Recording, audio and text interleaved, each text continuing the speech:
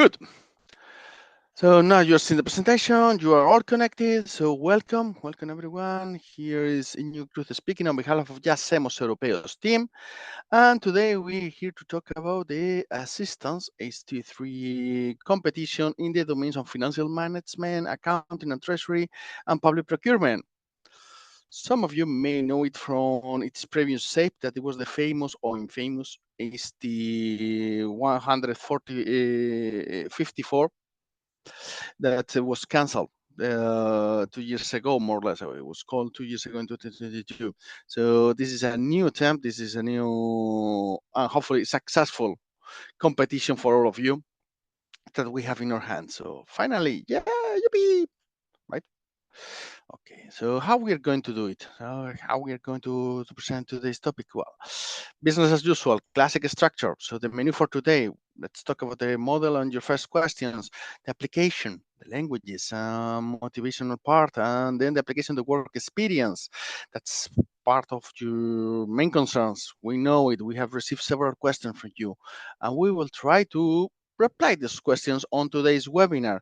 And of course, at the end, tips and tricks, but in the sense that we will also share some indications on what to study on the multiple choice. Yep, and also some ideas that we have on regarding the written test that you will have to face. So everything hopefully will be covered during today's webinar, 1 hour tops. So initial message that we want to share with you. This is a new model, yes, new model competition, but same mistakes remain. And in this particular competition, one mistake you don't need to do, you don't have to do, it's forget everything about the former AST 154. Forget about that competition. They were with that was within the old model. That was a nightmare, and forget everything. So now read the new notice from the scratch, read the requirements, read everything as if it were brand new. So forget everything about the previous competition, because this is not related. The tests are different. Only the computer-based test, verbal, numerical, abstract reasoning is the same, but for the rest it's different. So please forget it. That's one thing. Second, third, fourth, fifth, the classic mistakes that we commit as candidates, where we fear that we have a bad CV, we don't have the experience. Well, probably you have the experience, probably you have an excellent CV. It's just a question of explaining it correctly in your application. I mean, if you got the years of experience required, I mean, if you started to work 2 months ago, of course, you don't have the years. But if you start to work 10 years ago in the domain of this competition, probably you have an excellent experience, more than valid. It's just a question of explaining it correctly and giving yourself time to fill in the application. Don't be afraid of too many candidates. As you have seen, there is plenty of spots on this competition. So all are equally lost. All of you are on the same level. It's your work that will give you the advantage on top of the other candidates. It's not by number that it will become pure luck. That this is too complicated? No, it's not complicated. This competition is simple. Just a question of giving yourself some time. We are now in summer, so maybe you can take advantage of your holidays to fill in your application, to take a couple of afternoons to get familiar with the whole process. Why not? Well, if you're here today, it's because you're spending your time to find out more about the competition, and of course, procrastination. Don't leave it for tomorrow. I know, but it's the 3rd of September that we have the deadline to submit your application. That's a long time, right? Yes, but believe me, when you leave it for the next day and the next day and the next day, your application time flies, and then suddenly you are on the 2nd of September and say, "Oh, for God's sake, I haven't done anything." Not good. Not good at all. So if you can do it now. I'm not saying that you submit your application tomorrow. No, fill in now, review, review again, take another look, give yourself a few days to review and to settle down, and then you submit. But don't wait until the 3rd of September. Don't wait until September. Think that the deadline is 31st of August, something like that, to play safe. That's one thing. Another element that we wanted to take into consideration. First of all, the number of places. I mentioned there's plenty. You have seen 400, or a bit more than 400, almost 200, 184, and 272, 74 for the public procurement profile. So quite a lot. I mean, more than 800, nearly 900 spots in this competition. So that's a good thing, right? mean, that's good. Although remember, you can only apply to one of these fields. You cannot apply to the three of them at the same time. So that's something that it's forbidden. So we need to choose the one that you think you fit better, and that's it. Go for it. And also remember that being on the reserve list doesn't automatically grant you a position in the institutions. After, you will have to go through another selection process limited to the persons, to the people in the reserve list. So chances are quite good. It's just a question of movement. It's a question of using your CV wisely. And of course, stay tuned, because we will probably upload more information on our communication channels, YouTube or social media, informing you about this, how to do it once you are on reserve list under the new model. That's one thing. And yes, already a warning. You will see during today's presentation, we're using a lot of screenshots. But why are you not using very fancy diagrams, designs on PowerPoint, or very fancy PowerPoint, so on? Because fancy is good, but it's just making unnecessary risk. I mean, we prefer to take captures from the notice, so you got the information, the real information, the original information in front of you, and you get convinced that in the notice is almost everything you need is there. And this time, even I could risk to say that really it's everything. You will see why I'm saying this, but at the end. So please, people, read carefully the notice. I'm very persistent on this. It's a kind of obsession. Well, again, you're telling us to read the notice. Yes, I'm telling you again, because if you read it, you have a clear advantage compared to the rest of the candidates. Most of the candidates, they don't read the notice. So if you do, no, you're there. You're on the game. You have an advantage. And we will see why. So, yeah, regarding the notice and the test that you will face and the languages, particularly the languages, this is a big question that we'll get. Remember that now we are under the new regime of the 24 official languages for the EPSO competitions. So what does it mean? That means that you can use the 24 official languages of the European Union: Estonian, Hungarian, Spanish, Italian, English, German, to fill in your application, first of all, and second, to take the test that come later, but with a condition. You are supposed to dominate or to master two official languages of the European Union, meaning that you will have to prove in one test with language one, in another test, field related, and the writing test, language two. Okay, and just be careful with the macros. I'm hearing something open over there, so yes, mute it. Yes, in case some noise. So the thing is that, but what are the criteria? There is one single criteria. Language one cannot be the same as language two.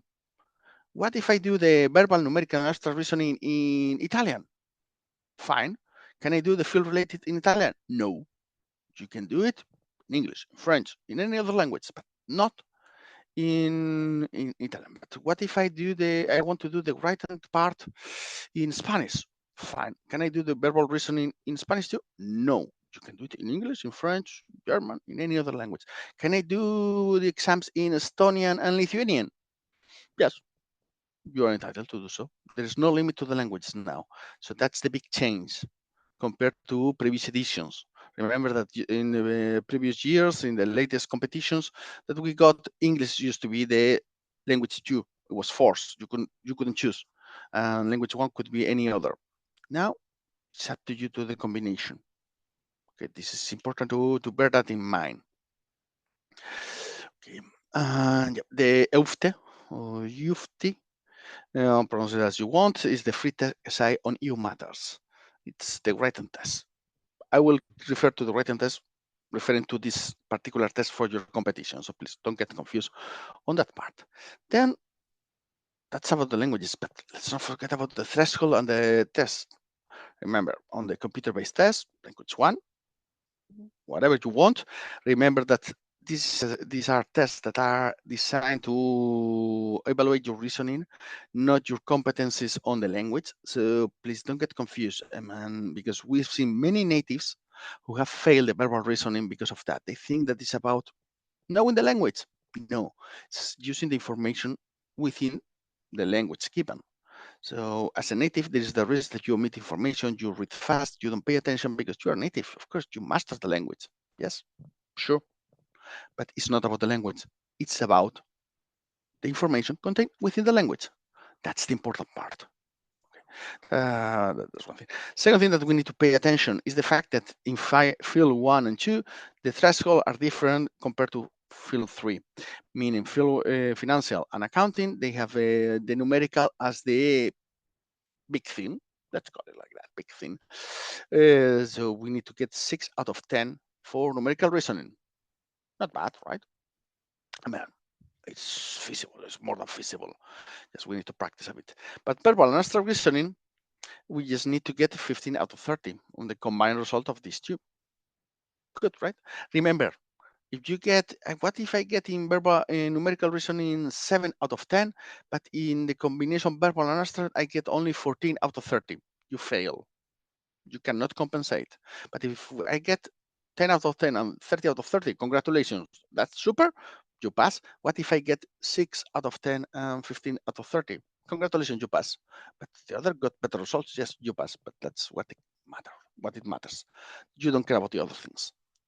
And on the field 3, public procurement, it's verbal reasoning, the one that it goes isolated, 10 out of 20 on verbal reasoning, and probably because on tenders and public procurement, you have to read a lot. And numerical and abstract combined, you need 10 out of 20. Simple, easy, right? Not very complicated to understand, but please remember, especially here, the risk is that you take one of the fields, field 1, financial management, but imagine that you've been working also on procurement and you get confused and you forget which one is your profile on that sense on the thresholds. So don't get overconfident. Check what are your thresholds before the exam or when you're choosing your field of expertise for the competition. This is important. That's one thing. Then we will move to the field-related MCQ. In your case, we will be 30 questions. Well, like in daily competitions, 40 minutes to answer to these questions. The threshold is 15 out of 30 to pass, but it's very likely that you will need higher results. How much? Will I need 30 out of 30? Will I need 28 out of 30? Or will I need 20 out of 30? We don't know. As simple as that, because that will depend on the amount of candidates who have applied to this competition, the candidates who take seriously the competition and really try to do a good exam. So there are many factors. Also the difficulty of the exam itself. If they put a very, very difficult multiple choice, it won't be difficult only for you. No, this is dedicated to candidate A. I know him or I know her, and it's going to be very difficult. No. I mean, it's going to be difficult for candidate A, B, C, D, for the whole candidates. So it's difficult, results will be lower. If it's very easy, means the results will be very high, up to 29 out of 30. That could be if it's an easy exam. So many factors will affect the final threshold. And this is important because you need to remember, they will only correct the written part to 1.5 the number of slots sick, opposition sick for the reserve list. So meaning that in the financial profile, they were looking for 300 candidates, and it will be more or less 450, just to say rough numbers. I'm just inventing, please. But just to get the idea, 1.5, the number of candidates sick will get the written test corrected or reviewed. Okay? And for the written test, remember that you just need to get a pass. 5, that's enough. I'll talk more about the writing part at the end. So don't worry, don't panic. I mean, I'm coming back to the exam later, but just to give you an overview of the requirements on how to get your name on the list. But yes, probably now that's the first part of the exams. But now that you have gone reading the notice of competition, you are wondering about some other things, right? Particularly one thing that I know scares many, that is the eligibility. Yes, for God's sake, what's going to happen with eligibility? Well, on that part, my advice, go to Annex 3. What? Annex 3? No. What are you talking about? Go to Annex 3. In Annex 3, you have a beautiful table. I don't know, 6, 8 pages. I haven't checked the number of pages on this edition. Where it contemplates on this table. This is a glimpse of it, what you see on the screen. So please don't use the original notice. Don't go to this part. Although the presentation, the PowerPoint I'm using, will be accessible once we upload this video on YouTube. So on that part, but still, always go to the official document just in case. So the thing is that in the Annex 3, you have a beautiful table that says what is the secondary education and the post-secondary education. So if you're coming from Belgium, you're coming from Greece, I don't know, Spain, Italy. I just took some countries, not randomly, but based on the nationality of many of our candidates. So you see that, allow me to use Spain as I know it a bit better because of my origins. Well, Spain, the secondary education is bachillerato or co or bachillerato or BUP, depends how old you are. You got bachillerato, you got BUP, you got co, depends. So, but those are the secondary degrees that you need to present in this competition. This is an AST, so you are not supposed to need. You can have, of course, and it's good. You don't need a university degree. You just need the secondary education or the post-secondary education. Okay. So on the post-secondary education, we get the AFP, formación profesional, professional traineeship. It's called higher technician, but on each one of the countries, you see the equivalence. This is important. This is important because depends on which degree you have. You need more or less years of experience. Of course, if you have an above level of education, it's better. It compensates that education, but it doesn't replace the relevant experience required. This is important. And also another important thing, if any one of you who are listening today or later on the recording, you've been studying in the UK, you got your diploma, your secondary education diploma in the UK, and it was awarded before the 2020, before Brexit, mean that it's valid.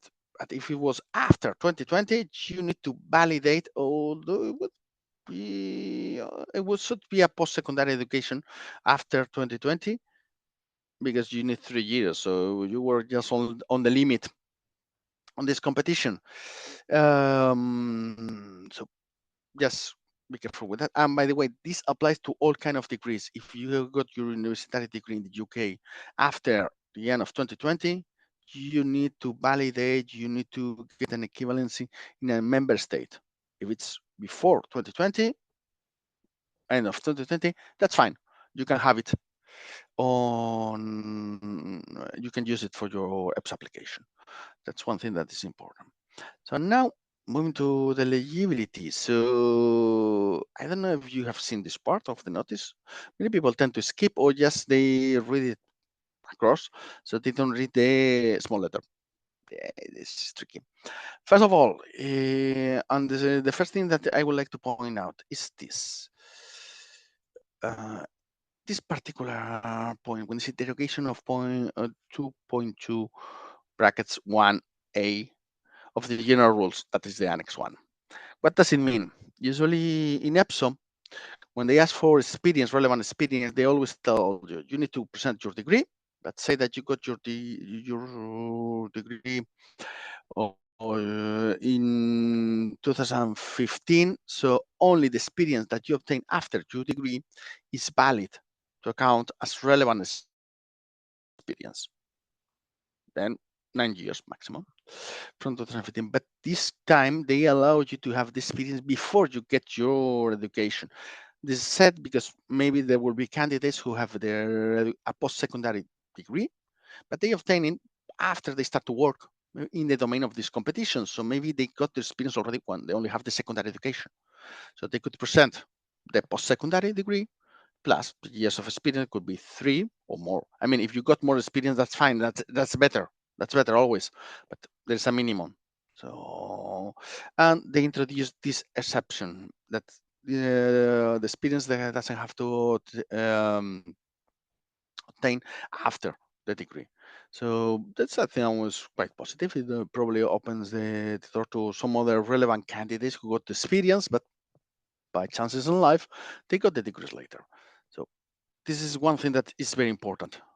I will come back to the other information. So we have two paths to be a candidate on Each one of the three profiles.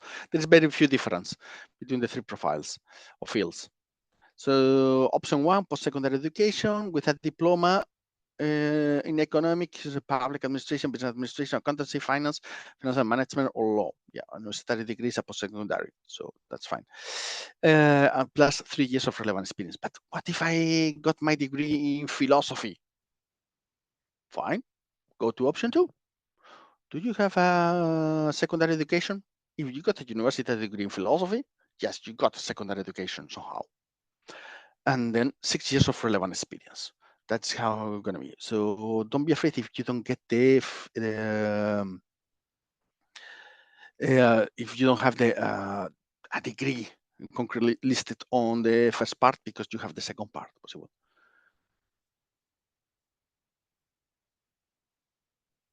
Jorge, it's just what I mentioned, option 2. So you just need a level of secondary education at STPA diploma. So if you got a university degree, quantum mechanics is totally out of option 1, yes, but you still got option 2, provided you got secondary education. That if you got a degree or university degree in quantum mechanics, I bet that you got a secondary education, then you only need 6 years of experience. The difference is that if your title, your degree is not listed in the option 1, economics, public administration, business administration, accountancy, finance, financial management, or law, you need 6 years. If you got, by chance, the degree is there, you need 3 years. That's it. And please, and this is important, for the relevant experience, remember this is the second part on each field on the explain that clearly marks what can be considered relevant experience. So you will need to explain, and I will come back to that when we see the next part of the application. And also, as the secondary degree is a secondary education level is required, please, yeah, can I upload my university degree? You can do, for sure.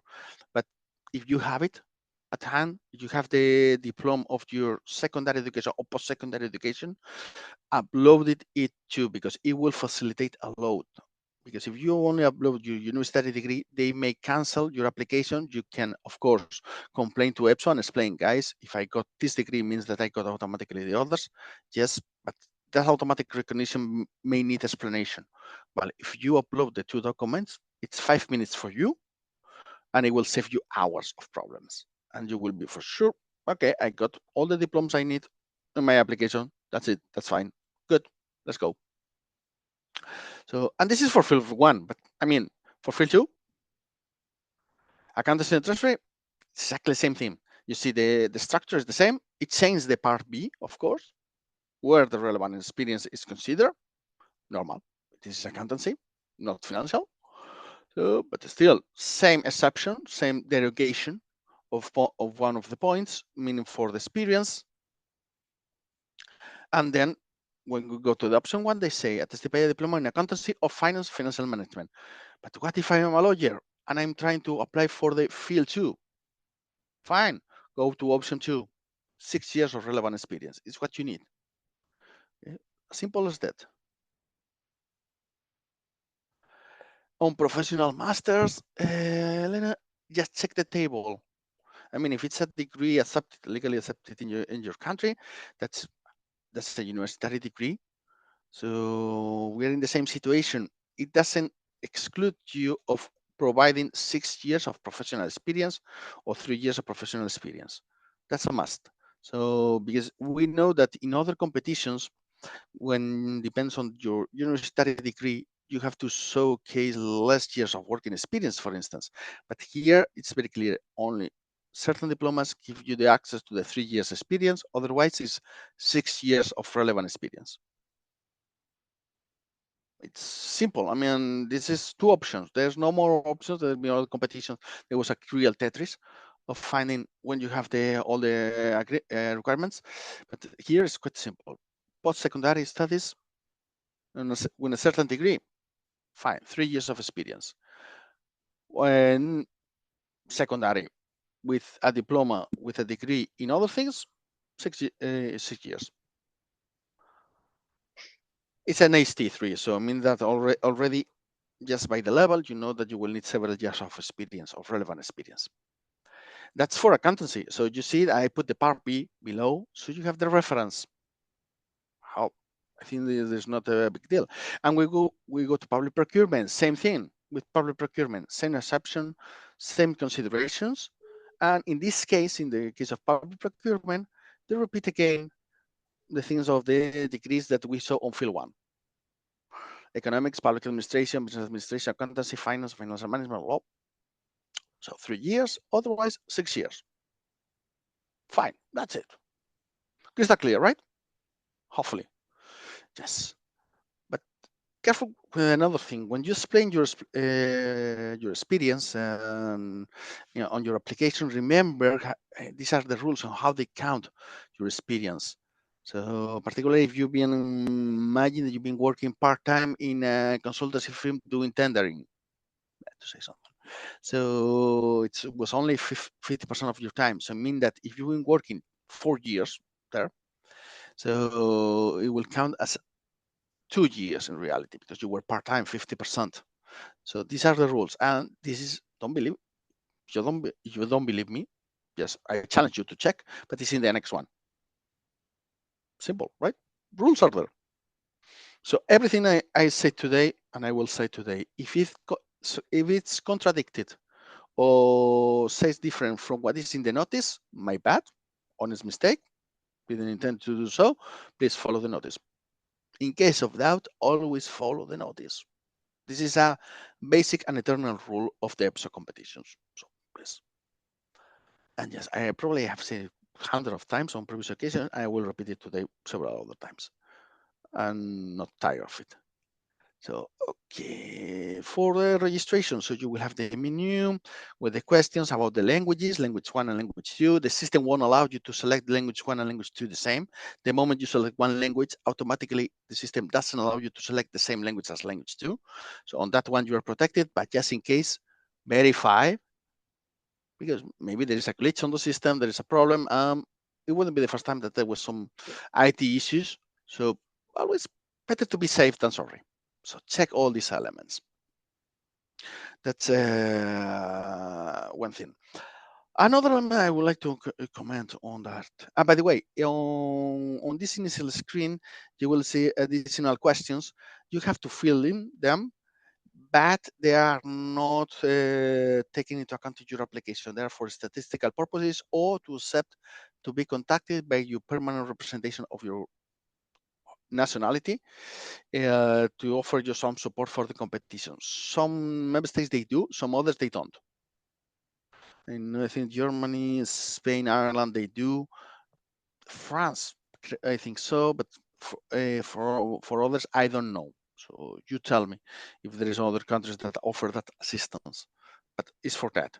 So don't worry, nobody is going to give you more or higher score, lower score, or take into account that you have said that you don't want to work in Luxembourg. That is one of the statistical questions. And also the question of, and this is very relevant, you have any kind of, you need any adjustment for the exam.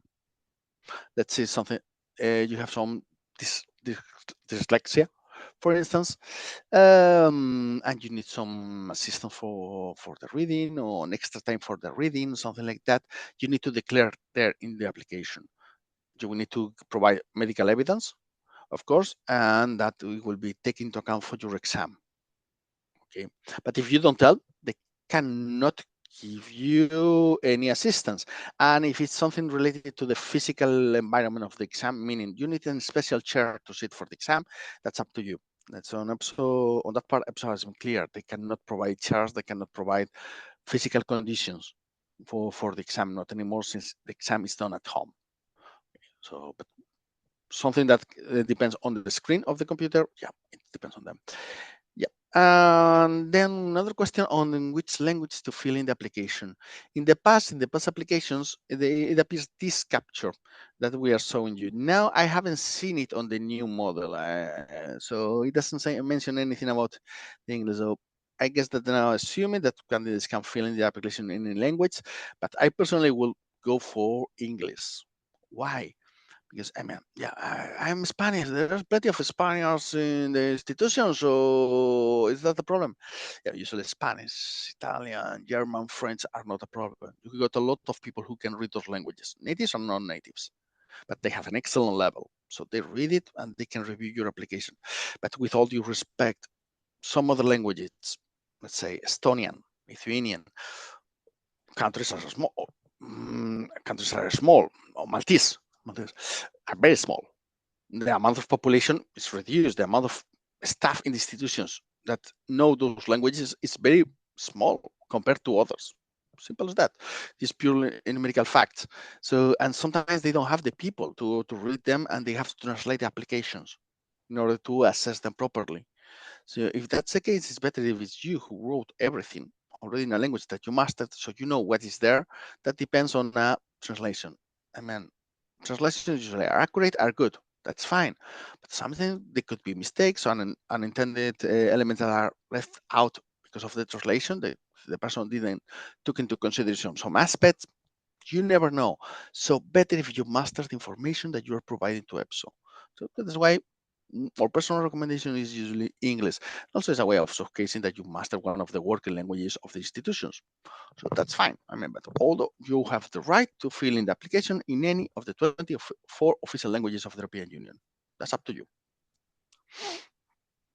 Okay, then the questions on the motivation. What's your motivation, your strength, your big fits?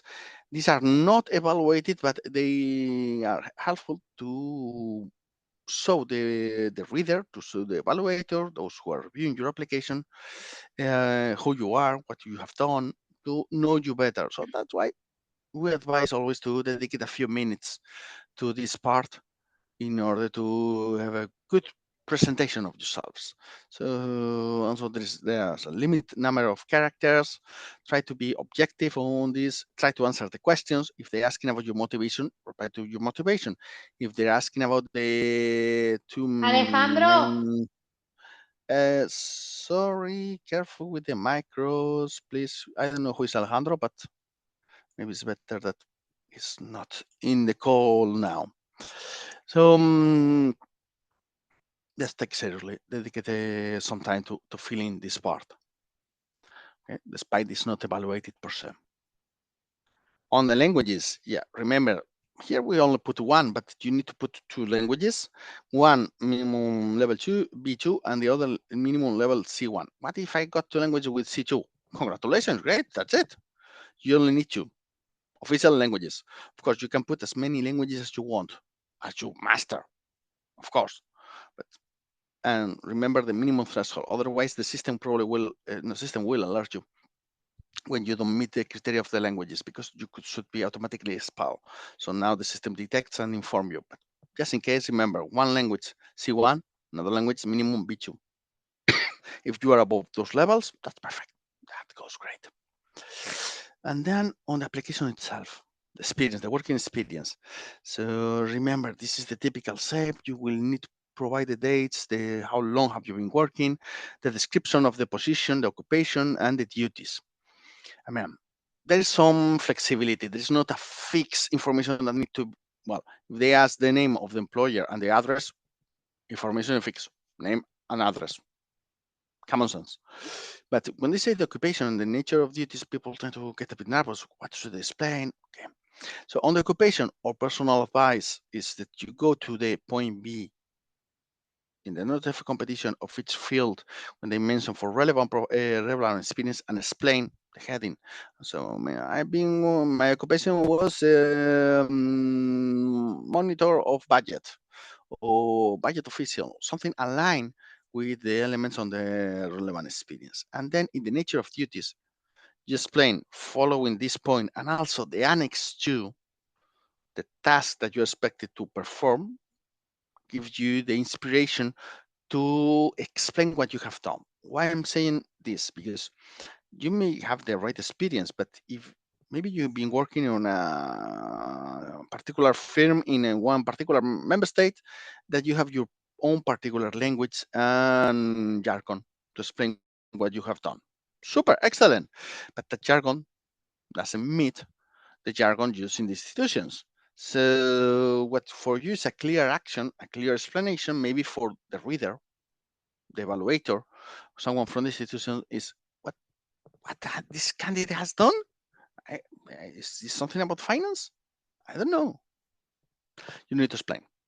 So that's why we use this the notice as a reference of vocabulary and activities that we need to reflect, because you know better than anyone the things that you have done.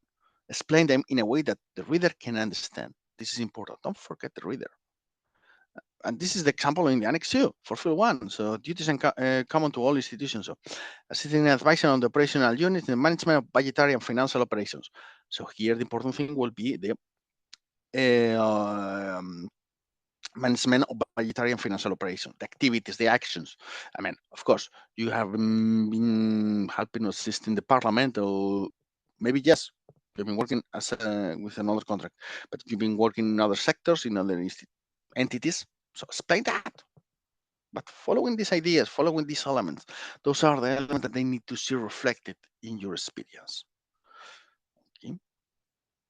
So same for accountancy and treasury. So we got the point B when we have the activities considered relevant. So relate this to your occupation and explain them in your duties. Okay, particularly following field 2. Again, you say we are not inventing anything. I mean, we are bringing you all the information that is available to see that it's there. So there's no secrets. Yes, it will require time. I mean, this cannot be done in 5 minutes. I mean, if somebody tells you that they can do an application a successful application in 5 minutes, they're lying. I mean, it will require some time in order to reflect correctly all the information about your past, your activities, and the things that you can provide to the institutions. And yep, for the field 3 public procurement, exactly the same thing. So your occupations in line with point B, and then the duties explain more in line with the Annex 2. You got the reference. That's fine. That's easy. I think it's relatively easy, but not fast. That's the only. But you're on holidays. This is summer. We have time. Okay. And of course, in the application, final eligibility parts. So you will have this menu on the left when you have a question that you need to confirm that you fulfill all the criteria and all the elements, blah, blah, blah. You say yes to everything. Check before. Because if you lie on this and you pretend to be a successful candidate and be hired and you have lied in one of these elements, you cannot be a candidate and they will cancel you from the competition. And then the very final screen, this one is extracted from the current form for this competition, where you get a warning about the elements that you need to fill in, the minimum requirements, and also, as it was almost empty application, you get a warning, wait, you cannot submit. Nowadays, to validate your application and submit it, you need to click on the button, you need to introduce your password and reconfirm. So please don't tell that, no, it was by mistake that I click, or I didn't want to, but sorry, no. Now you have plenty of opportunities to check all your application, to see all the information that you have provided, and to see that this is correct. So you cannot submit an error in your application. You cannot make mistakes in this part. That will be terrible. Then, last but not least, on the application. So remember, you need to take your application seriously. This is the first test in reality. The application is the first part of the exam, of the process, of the selection process. If you don't take seriously, you may be out. And you're as good as your explanation. It doesn't matter if you get that 30 years working experience, a fantastic CV. If you don't explain your application, out. But I just got 3 years experience and the right degree. Fine, you explain correctly and you get in. It's what they need. That's the minimum. There's no maximums. So the minimum. And then some ideas when you are explaining things. It doesn't matter if it's one of the questions about motivation or about your working experience in general. So please, don't write long sentences. This is I'm saying it, especially for my fellow Spaniards. We have tendency, all of us, because of the Spanish, to use very long sentences with a lot of sentences within sentences. No, better to put some points and cut them. No more than 24 words when possible. One idea per sentence. Don't mix things. It's not. This is not a novel. This is not literature. This is just kind of application slash CV. Make it very clear. Bullet points for list. So don't send something that is just text, pure text that nobody can read it. Think about yourself trying to read a document like that after reading 20 other similar documents. You cannot. I mean, your head explodes. Key information, especially in the motivational part, the main features should be at the beginning or at the end. Never put in the middle. The key information will get lost. And I mentioned before, and I will mention again, vocabulary, the same as the notice. But I have heard that there is a secret word that will allow me automatically access to the Valhalla of the EPSO competitions. No, there's not. No, there is not secret words. There is the competition words, and they are in the notice of competition. That's it. That's the vocabulary that you need. Those are the words that you need to reflect. As simple as that. Don't go beyond that. Don't try to be too original. No, this is simple. This is a process. They have to select hundreds of candidates among thousands. So follow the rules. Please don't try to be original without following the rules. No, you can be original within the rules. If your approach respects the rules, facilitates the life of the evaluator and the reader, that's fine. If your approach doesn't follow those rules, you're doomed. Simple. Yeah, timeline. Another question that we get a lot. When is everything going to happen? Yeah, okay. You got to submit your application until the 3rd of September. Don't forget that. In October, you will have to, it's the deadline to upload the documents, but you can do earlier than that. Don't wait until that date. Before that, in autumn, some moment of autumn, we can say if it will be October, November, December. Most most likely October, November, you will have the CBT, the specialist test, and the case study, written test, essay. I should put essay next time.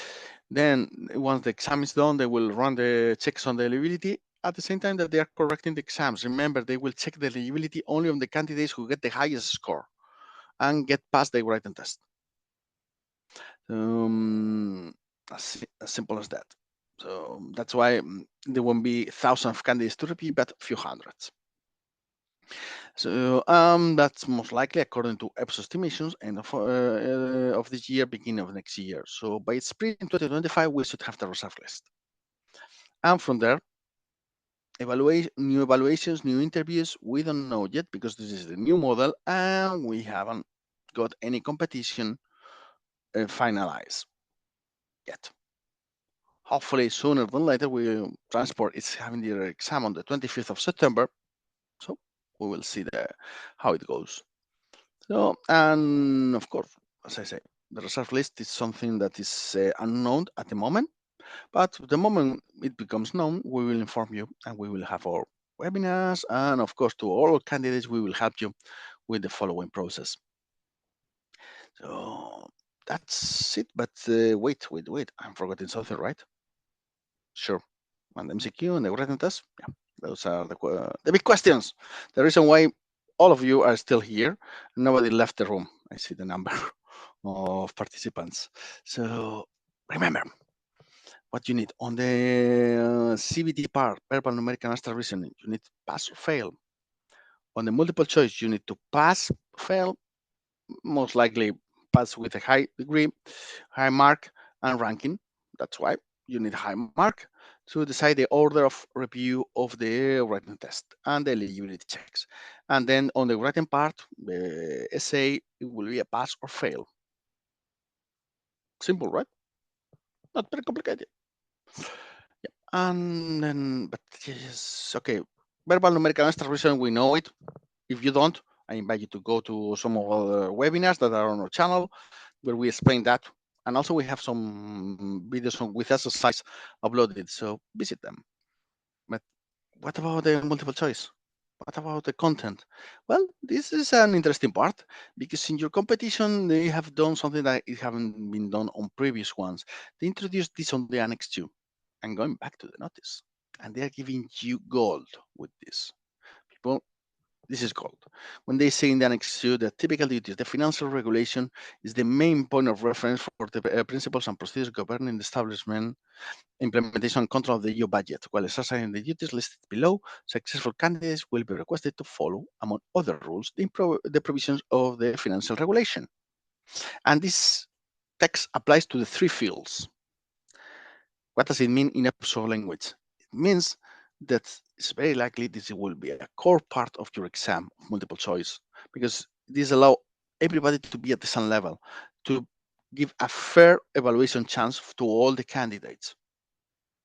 Financial regulation, something that you will need for your work, something that you're supposed to know if you want that work, and it's the same financial regulation because it's the European one, the European institutions one.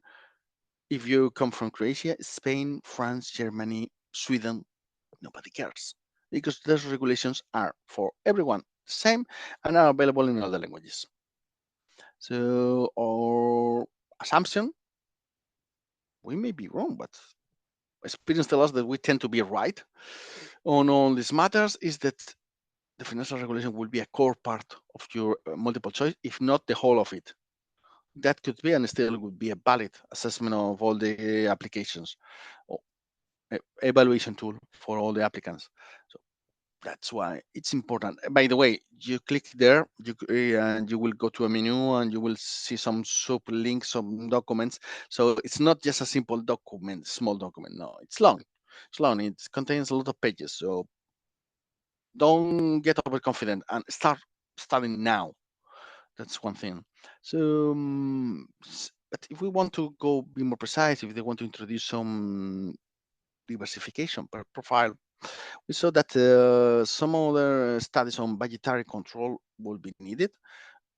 Again, this presentation will be available with the links. So there's a fact sheet from the European Parliament that they compile all the regulation and relevant links on budgetary control and the procedures and so on. So that could be interesting to study as well. But based on the information available there, we cannot exclude that this also could be a relevant point for field 2.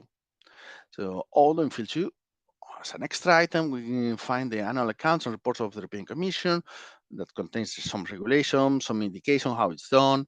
Also the general VAT rules, how they apply to the European institutions, that could be hot topics that we see on this competition. And of course, last but not least, the public procurement rules for the field 3. So those are clear. Remember that the European institution, the Commission, they do their own public procurement. In that sense, so what rules apply, check these elements that are basic for your exams. And this is external knowledge. So please, if you're not working in the European institutions, you are not in disadvantage compared to the other candidates. Exactly, you have the same sources of information. I mean, the only difference, honest difference, is that you've been already working in a European institution and you've been already using the financial regulations that for other candidates who haven't been working in Brussels, they haven't been using them. Of course, I mean, it's life. You've been using a regulation that will apply to your future job. Lucky you. As simple as that. But it's not because you are in the inside that you have an advantage. It's because you got the chance to use the rules that may be they're likely to be assessed in the exam. As simple as that. There are apparently a few links, but believe me, there's a lot of sub menus, sub information, documents. So this is the big pillar, but then there's plenty of branches issuing from there. So we invite you to go through them. And then on the essay, on the UFT, let's call it like that. So yeah, well, we know it's 40 minutes, not a long time. You will get some documents in advance related to EU matters, not necessarily in your field. I mean, not necessarily on finance, budget. It could be documents about the new green policy of the European Union. As simple as that. And then you may get a question on what's your views on the future of this policy? Or what should be the elements to be announced to the citizens?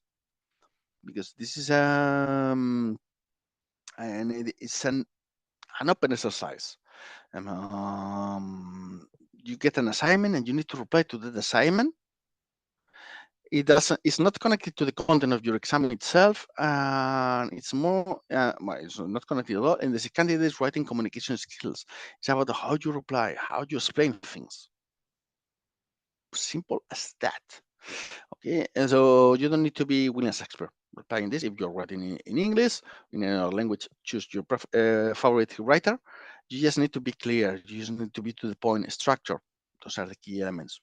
Now, come on, economy. You need to be Shakespeare for sure. I'm sure that you need to be Shakespeare. Wait. Let's go back to EPSO again. This is not in the notice. This is on EPSO webpage, but still, it's official. So, free test essay on EU matters, assessing only the writing communications skills, and then we say anchors for writing communication skills. The anchors are the points of reference for evaluating. It doesn't mean that you have to write structures the writing communication with a logical flow of ideas. You don't have to write a sentence. You have to have a text that is logical, that flow is clear, that structure is clear. That's what you need. Then you write concisely without use of unnecessary words. In 40 minutes, believe me, you need to be very concise. Understandable. I mean, you need to be legible. Reader of your text need to understand what are your ideas. That's it. But if you can say one sentence, you don't need two sentences. You present subject matter in an understandable way. Of course, if you start to say blah blah blah blah and people get lost, what's the subject? What's going on? Or adapt tailor the writing to matching the intended audience. Imagine they tell you need to communicate this policy to citizens. Okay, no, it's not the same. If citizens that you need to communicate this policy to experts, okay, and you got a high level technical document. Okay, you just can, let's say, copy paste the ideas there and put it like that. But if citizens, you need to translate in a more generic terms. Use the information provided to deal with the assignment, meaning that don't try to outsmart them. And if they select a topic, if they would give you an assignment that you're familiar with, but you got documents in advance, you are supposed to use those documents. Don't try to get information from the outside. You're not supposed to, so, oh, look how much I know about this topic. I've studied a lot in my life. Yes, but you were given 2 documents. That's it. Use them. That's all what you need. So, indications are clear. Next advice we can give you, practice. That's the basic thing that you need to do. Let me see one more chat. You know, if possible to apply for a different field other than the professional experience or the field of application should match the experience required. I mean, replying to Elena and the experience, the thing is that as they ask for 3 or 6 years of relevant experience, I mean, you need to select a field where your experience matches the experience required. If you've been working in tendering and you apply for financial and you haven't done so much on financial, you cannot. But if you were been working in financial for 5 years and 6 years in tender in public procurement, well, you can choose. You could do go financial or you could do public procurement because you got the years. Up to you. But of course, you need to match your experience with the requirement of the competition. And this is no, you cannot change that. And last but not least, and also a warning, this is the slides provided by EPSO regarding how the process is going to be. So it's good because it gives you an overview of the whole process. It reminds you when you are supposed to submit your application, 3 of September, tops. You can submit before. Do it. You have until the 15th of October to upload your documents, and then you have all the tests together the same day. This is important. All the tests together on the same day. There's no date available, but in September, hopefully they will publish your date for exam because EPSO committed to publish the whole calendar for the year in September. So hopefully it will include your application, your competition. But please, this is an indicative picture. This is something designed by EPSO to help you to have an overview, but this is not official. So if you get in the document 15th of October here, but then suddenly something changed and they decide to upspeed the date to submit the documents, and they say no, you are supposed to submit the documents by the 7th of October. and they do the amendment of the notice of competition because that date appears on the notice. That's enough to be officially the 7th. No, but on the picture, 15th. Yes, but it's indicative. So always trust the notice of competition and the official communication that you may get as candidates in your profile. But these pictures, the information on EPSO webpage, it's indicative. So they may contradict some other information. So always look to the notice of competition, the amendments of the notice of competition, and the official communication that you receive through your profile. I'm saying this because we've seen in other competitions in the last months that there's been some contradictions or lack of updates. For instance, in transport, they decide to move the test to the 25th of September, but the deadline to upload the documents, if I'm not mistaken, it's 4th of October. But in the original picture, I haven't checked today, but in the original picture, it appeared changed despite the change of dates. So it appears that you were supposed to do the supporting first and then the exam, and it was the contrary. That's why I'm saying this is good to have an overview, but don't trust it as legal thing. It's not legal. It's indicative. Trust only the notice and the official communications you get as candidates. Please, important, because then things happen and you cannot complain because you've been told by EPSO as well. It's in EPSO applications, in the notice and everything that you only can trust the notice and the communications, not any other source. I mean, I don't saying this, they don't do it on purpose, for sure. Just honest mistakes. They have a lot of to attend. There's not many people working in an EPSO. So shit happens. Sometimes they say. Okay, and last but not least, what else we can do for you before we go to your questions? Remember that we have our free webinars and materials like today that will be uploaded on our YouTube channel. We have our webinar for economies, so webinars for most frequent questions. We will explain also a few things about the computer-based test, verbal, numerical, and abstract reasoning. So go visit it. So we organize regularly CBT trainings for competition, specific competition trainings for the multiple choice, the writing part, stay tuned, or self-study trainings for the multiple choice part, as it will be the case for this competition.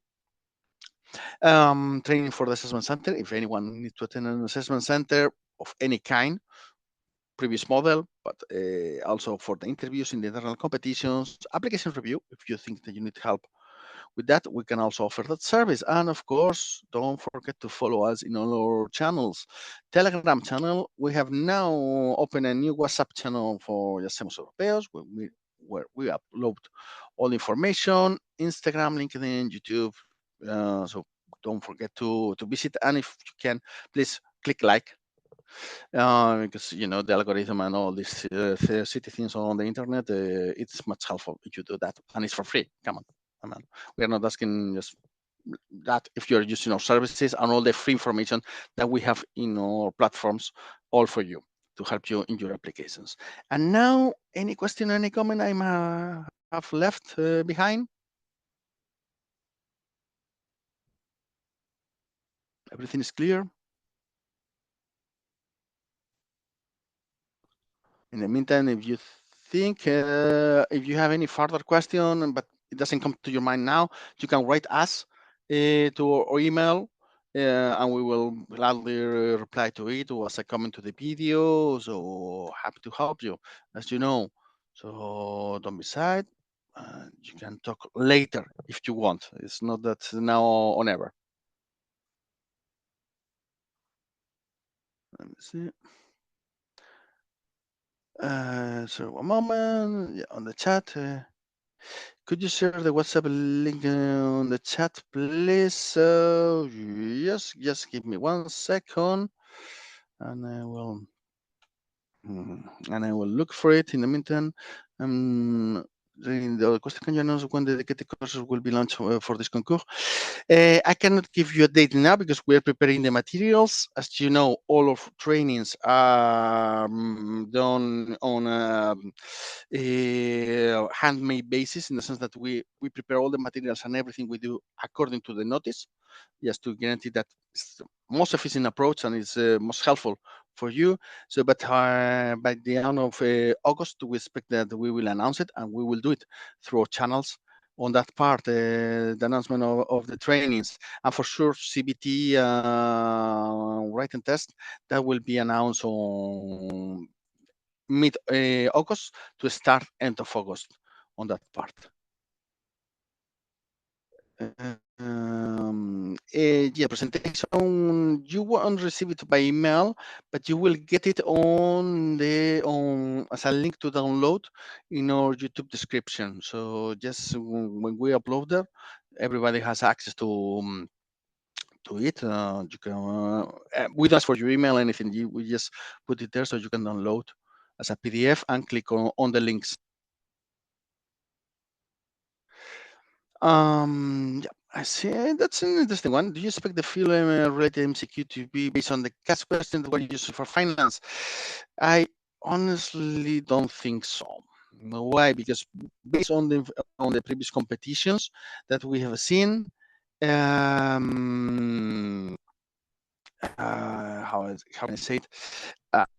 The questions didn't match. And from what we've seen on the other competitions, man, if you ask for the how can I say it? If just the number of institutions of the European Union because it's relevant for your competition, something like that. Well, that was a question that appeared also on the cast. Yeah, but it's by chance because the topic is repeated, but not the questions are repeated. No, those are, I'm afraid, will be that are brand new. In fact, the board of the competitions usually select specific questions for each one of the competitions. There we haven't detected any recycling of previous questions. By the way, I put the link of the chat of the WhatsApp in the chat. Can you get the WhatsApp link? Yes, that's it. I don't think that is there any other question or comment? Yeah. For accounting, some transactions are really for this season. Do we need to study general accounting items based on the procedures of financial regulations? I mean, if it's something that is specific that can only be known once you're working inside the institutions, that shouldn't be a subject of question because it is an external competition, so only the people from the outside can. I mean, all the people from the outside have the same rights to participate and the same knowledge. So nothing internal should be in on the questions. But some generic, widely known items on accountancy, on accounting, yeah, probably general action, something relatively basic, but still that a person in the profile knows, but a person who is, imagine a nuclear scientist, goes to the competition and doesn't know because these nuclear scientists have been working on nuclear science, but you as working in accountancy, you know quite well. So this will be the difference between the questions, but no more than that. And we expect that your exam will be relatively practical, as I said before. The reference to the financial regulations is key in this case to understand that there will be a big pillar of your exam.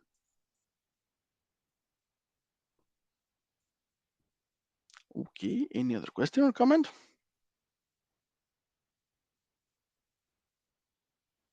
Otherwise, well, you got the link on the chat. Stay tuned. We will upload on YouTube probably tomorrow today's webinar, also with the presentation. Okay. So thank you everyone for being part of our today's webinar. Enjoy the summer, your holidays, hopefully, and take some time to fill in your application and to study. The more work you can advance, the better. We stay in tune. Okay. Thank you, everyone.